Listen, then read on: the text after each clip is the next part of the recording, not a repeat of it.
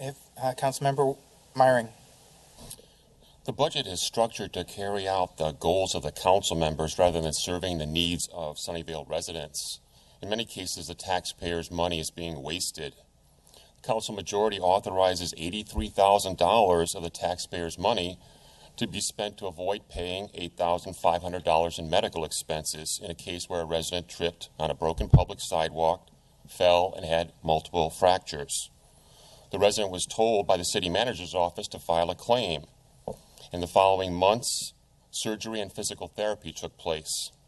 The total out-of-pocket medical expenses was $8,500. But during those following months, the person who fell spoke in opposition to the city manager's pay raise and bonus. And when the person who fell did as directed and submitted the claim, several months later, it was rejected. So the council majority uses $83,000 of taxpayer money to carry out a political agenda, teaching the person who fell a lesson. You don't vote against the city manager's pay raise and bonus. This budget also contains money for additional employees to speed up the processing of requests by real estate developers for deviations from the city's building limits. Council members have taken money from real estate developers. There's no money in the budget for legal action to take control of all or a portion of the downtown property and complete that project.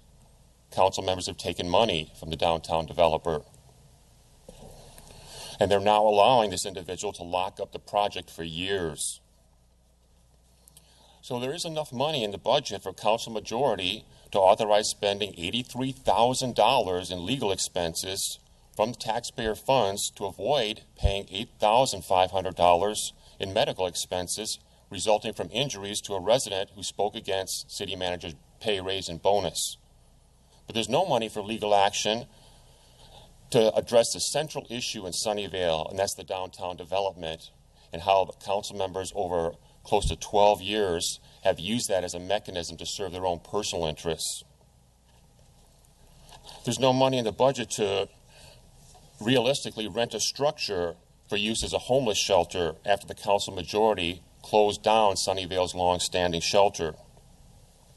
Council majority says, well, there's not enough money for the homeless. But guess what? The budget includes money for a pay raise for every single council member. So how do you make that balance out? The budget doesn't include enough money to fix all the known broken public sidewalks in Sunnyvale. The budget doesn't include money to do a survey of all Sunnyvale public sidewalks to identify all the broken ones. And our senior population is growing, and the medical community is telling seniors, get out and walk.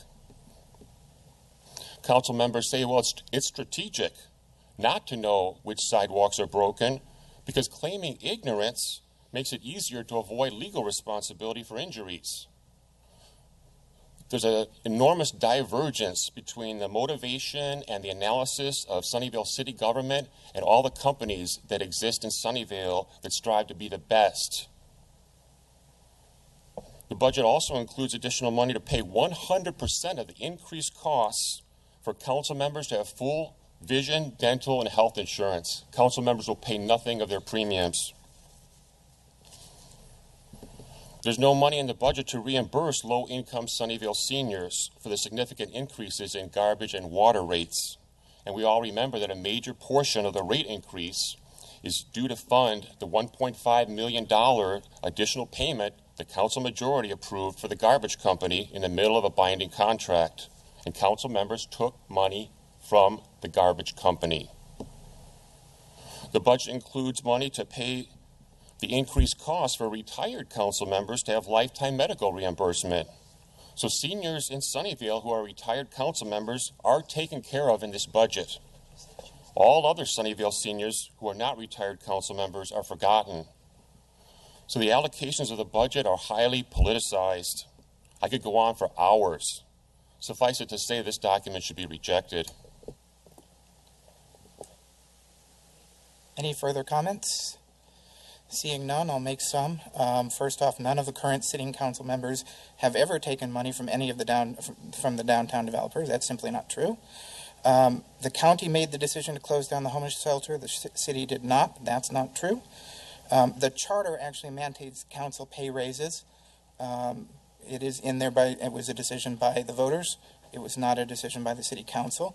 However, any council member can choose to decline pay raises. I have done so every single year. Any one of you I would invite to do the same if you would so choose. As for medical benefits, the city council, at least not in the last 10 years, has never voted to increase medical benefits. They have only voted to decrease medical benefits. That's simply not true. And in addition to that, council members can also decide individually to decline medical benefits if they don't want it. I have done so every year. I continue to do so. I invite any other council member who is upset by that to do the same. Getting back to the budget matter at hand,